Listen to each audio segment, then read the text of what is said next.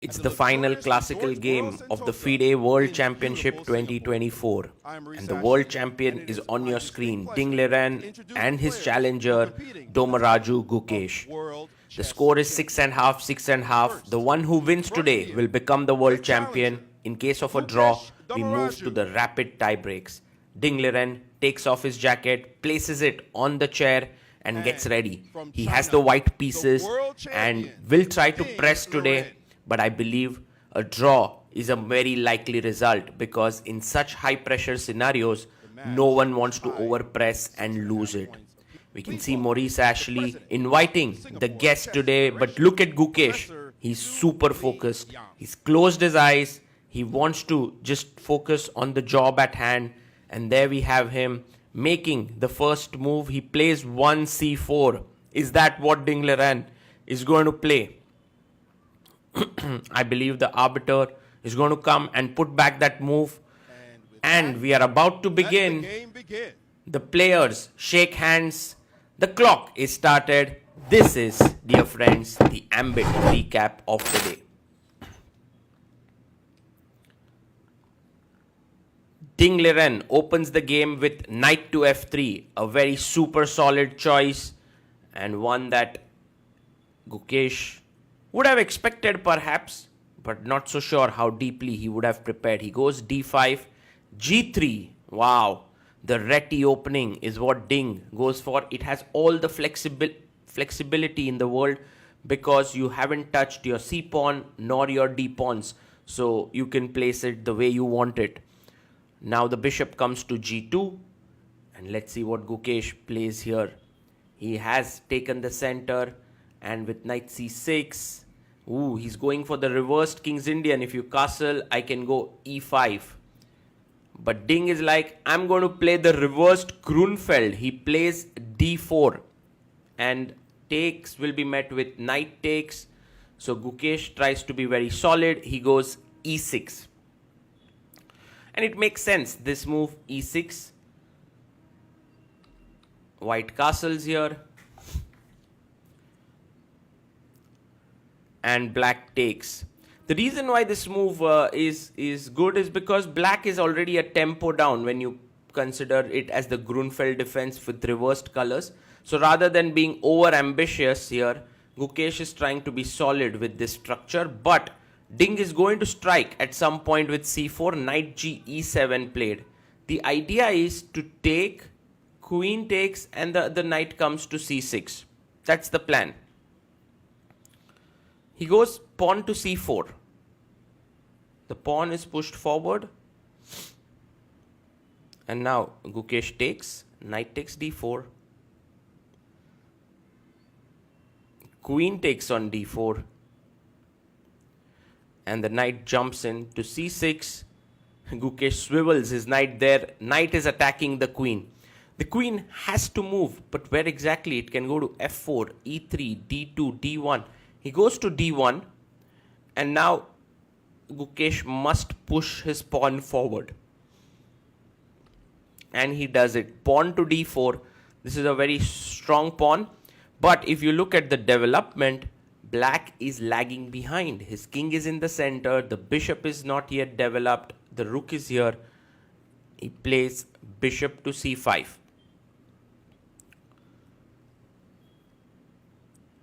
And now the d4 pawn is under pressure. He takes it. Pawn takes d4.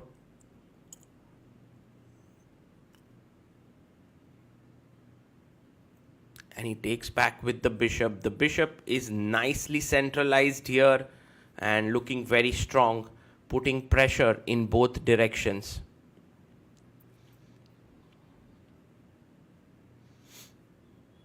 The knight comes out to c3. And now taking here is not a good idea because after takes, the rook gets an open file, the bishop gets this important diagonal. So Gukesh calmly castles it out and tells Ding, what is your plan? And Ding does jump to b5. Now e5 would be a nice move here and a very strong one, because if you take, I take back with the pawn. Looks pretty good here. But Gukesh comes back to b6. And now white can actually start to press a bit with queen e2. Let's suppose e5, rook d1, queen f6, and bishop e3. And this position is very pleasant for white. In fact, Gukesh would be putting a lot of pressure here on Ding after bishop b, after queen. Ding would be putting a lot of pressure on Gukesh after queen e2 and rook d1. Well, right now we see Gukesh getting up from the chair, Ding coming back in, and now playing his pawn to b3. Maybe not the most accurate. Well, he wants to maybe get his bishop out to a3. a6 is played. There was a tactic with bishop f2, king f2, queen f6 trying to win here, but after bishop f4, e5 and king g1, white would be doing very well. So b3, a6. The knight comes back to c3. And now Gukesh, what is his move going to be? He goes bishop d4, attacking the knight on c3. Queen comes to c2. Oh, he goes bishop b2. He doesn't play his queen here. He goes bishop b2, defends here. And e5. Gukesh has now centralized his bishop, but in that process, he is giving up the d5 square here. Bishop to e6. So slowly and steadily, you can see the black pieces coming into good squares. The knight jumps in to the center, knight to d5.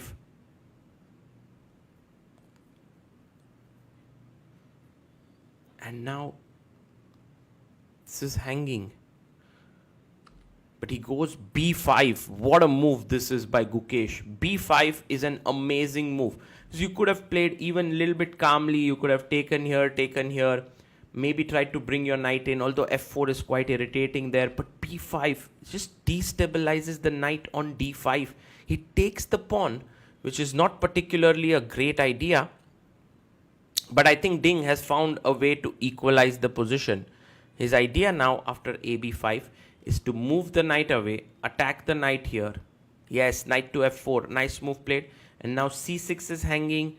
Knight takes e6. Is threatened. Well, he plays e takes f4.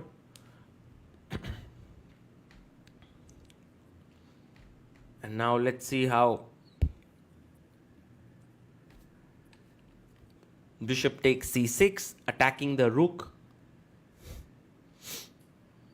And Gukesh takes on b2. We are having mass exchanges here in the position. So it is slowly and steadily heading towards a draw.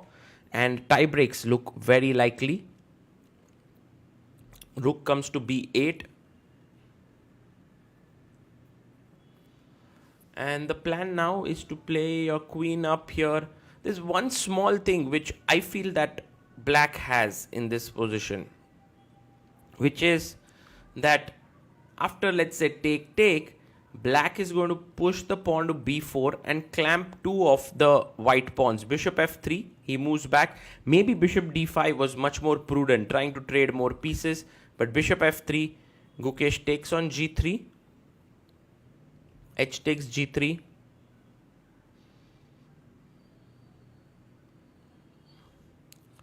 And now pawn to b4. So there's a slight pressure here. Nothing much, nothing serious, but one pawn sort of clamps the two pawns and Ding immediately wants to unravel. He's like, I don't want to keep waiting with you, Gukesh, trying to put pressure. B takes a3. And now after rook takes a3,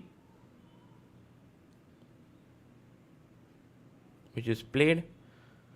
Well, if you take bishop takes b3, then you're going to lose a piece after rook b1. That's the problem. So g6 is played here.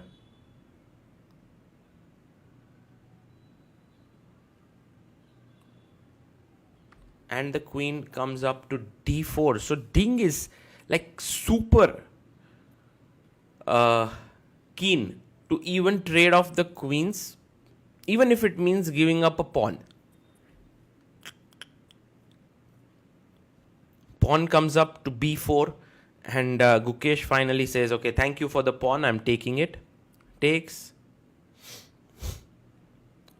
And logically, this is a good decision because you are essentially a pawn down, but it's 3 versus 2, and you now trade another pair of rooks. You soon, if you get off the bishops as well, then it's a draw. The rook endgame, so let's say rook takes rook, bishop takes, and now imagine that I play king g7, you go here, I take, this is a dead draw. There's nothing here. So Gukesh has to avoid the trade of bishops. And he goes g5. Have a look at the clock. We are on move 32. Gukesh has 53 minutes. Ding has 22 minutes on the clock. So time pressure is not really a big problem. He goes bishop d5, offering a trade of bishops. And Gukesh stays there. He plays bishop f5 because he knows he wants to continue fighting. And this is the thing about Gukesh, that no matter what the position, he has made Ding fight for every half a point. But here doesn't seem very likely that he'll be able to convert. He plays his king to g7, and in fact the tie breaks will really be very interesting because everyone has predicted that Ding is slight favorite when it comes to tie break. He has a much higher rapid rating. Rook to c4, offering a trade. Once again, if you trade the rooks, the bishop endgame is a dead draw. There is nothing much to play for here. So Gukesh would love to keep both the pieces here. And he goes rook b1 check.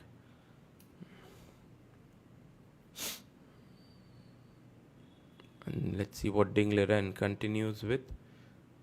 King goes to g2. And now he's trying to go bishop e4. Once again, to trade off the bishops.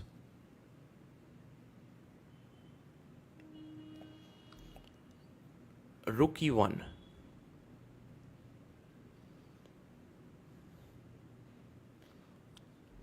And the rook goes to b4.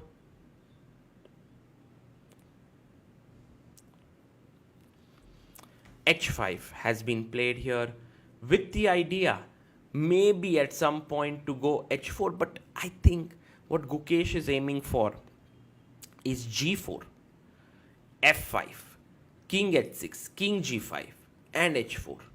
So he has a long-term plan in mind and he'll try to execute it.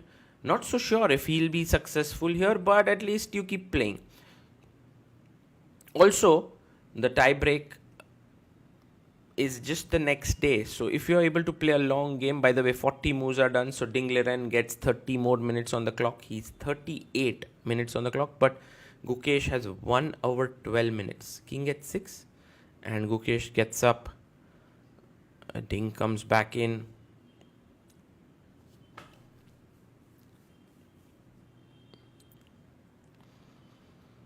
And he comes and puts his king back on g1.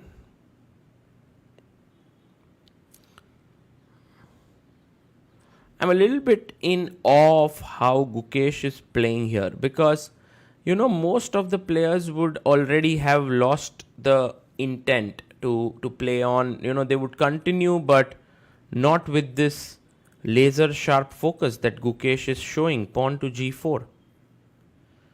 I think this would be one of the strategies of Gukesh before the World Championship match, that let's fight till the bitter end in every single game. And that's the commitment that he's showing even now when the draw is in sight. But I think having an extra pawn means that you can continue. Like bishop b7 played.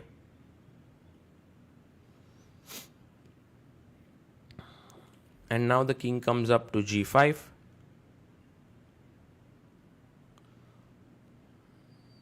So this plan which we were talking about of f5 coming in, f3 has been played.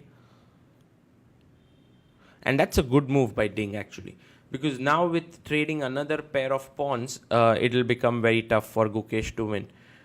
Although Ding has been bleeding a little bit of time, he has 21 minutes on the clock. Gukesh has 1 hour 11 minutes. He plays f5.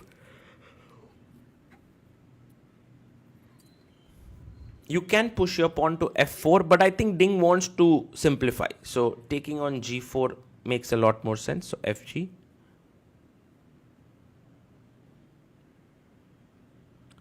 He takes back at g4. And now the best way to defend is just to keep waiting with your rook on the 4th rank. So f4 is very difficult to achieve. The bishop can keep moving back and forth on this diagonal. Bishop f7 played. The king comes up to f2.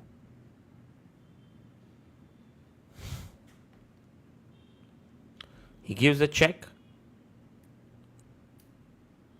At this point, we have tickets of the tiebreak that have gone live. So many people can go and check them out and buy them. And I think in 7 minutes, we have sold almost all the tickets, because the tie breaks, very likely king goes back to f6. Rook check.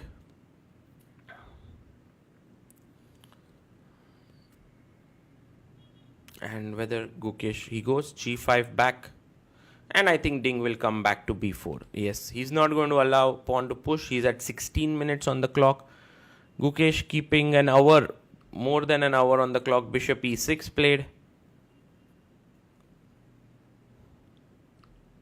Rook a4.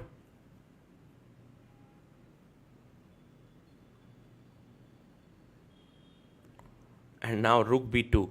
Attacking the bishop here. Well, if you move your bishop here to c6, that would be nice. But bishop a8, also a nice move. Just putting the bishop in the corner of the board. The only thing is the bishop now can move only on this diagonal, king f6. Not that it matters much. Rook f4 played by Ding. Another good move. And let's see what Gukesh plays here. He goes king e5. Ding takes a sip of water. 9 minutes on the clock for the remaining game. Gukesh has 1 hour 7 minutes. He plays rook f2. And it's a huge blunder. It's a huge blunder. Let's look at Gukesh's expressions here. Look at him. He zones in. He can't believe. He can't believe what has happened here. He moves in. He's like, what? Ding, did you really play this? Guys, the winning idea is to take the rook and put the bishop on d5. And look at Gukesh. He's seen it. He can't believe it. The world championship is moments away. Because if he wins this, he becomes the world champion. He tries to focus here. And now takes the rook. Rook takes f2. And Ding knows he's blundered. Look at Ding there. Bishop d5 played, offering a trade of bishops there. He looks at Ding. And now a bishop trade cannot be avoided. That is the main problem of having the bishop there. And this is a lost king and pawn endgame. Unbelievable turnaround. We'll have to refund the tickets for sure, because this is over. Look at Ding there. He's lost it. Gukesh gets up and starts walking around, just like his typical walk that he does. King comes up to e3, but this is over. King will come to e5. And he will push back the white king here. For example, if king f2, king d4, king e2, king here, king here, king here. And when you push him back, you're simply going to win this pawn. And there you have it. Ding Liren has lost. Gukesh can't believe what has just happened here. This is the ultimate moment of the World Championship. Ding Liren is going to throw in the towel here. He pauses the clock. He resigns the game. Gukesh is the world champion. Look at Ding congratulating him. Look at Gukesh. He's smiling. He can't believe he's become the world champion here. It's absolutely stunning moment in the history of chess, because not only has Gukesh become the world champion, Ding moves out, but Gukesh has become the youngest world champion ever at the age of 18 years only. And he looks up at God. Thanks, the Almighty. The arbiter wants to shake hands with Gukesh, but Gukesh is in his own world. He's laughing, he's crying, he has all emotions flowing out. He's so happy. But he also remembers all the hard work put in, all the nervous tension and energy that he went through. And you never see Gukesh with so many emotions. He is generally so stoic. Look at that smile on his face. The crying there. Wow, this might well be one of the most beautiful celebrations after becoming the world champion as he puts back his opponent's pieces. This is what he learned as a little kid, to set up the chessboard. But this time, it's just so much more special. Arkady Dvorkovich, the FIDE president, comes and shakes hands with him. And Gukesh now starts to set up his pieces there as all the journalists join in to take a shot of him. And there we have Maria Emelianova shooting him, taking a nice little shot there. And Gukesh placing the pieces, everyone congratulating him. And that final act, just kind of pays his respect to the chessboard, which has given him so much, and puts back his player card. Maybe one of the most amazing moments in chess history, and raises his hands in victory. Domaraju Gukesh is the world champion. He's now going to move out and meet his team. As he moves out of the playing hall, everyone follows him, but he wants to meet his dad. There you have it. Gukesh comes out and his dad Rajnikant waiting for him as they hug. What a moment this is. What a moment. What a beautiful moment as his dad and him relive that amazing journey that they have had. Over a decade of chess, and Gaevsky, his head trainer. Wow. This is absolutely amazing. We are in tears. And you can check out more videos of this final moments on ChessBase India. But for now, we'll leave you with this. Domaraju Gukesh is the world champion, and we couldn't be more happy. This December, the world's top chess minds clash in the heart of New York City at the FIDE World Rapid and Blitz Championship. Witness world number one Magnus Carlsen and other stars from across the globe. Rapid and Blitz, chess in its most thrilling form, unpredictable and unforgettable. Fast moves, tactics and blunders, and moments that will keep you on the edge of your seat. Witness the pinnacle of chess excitement. Get your tickets now at worldrapidandblitz.fide.com.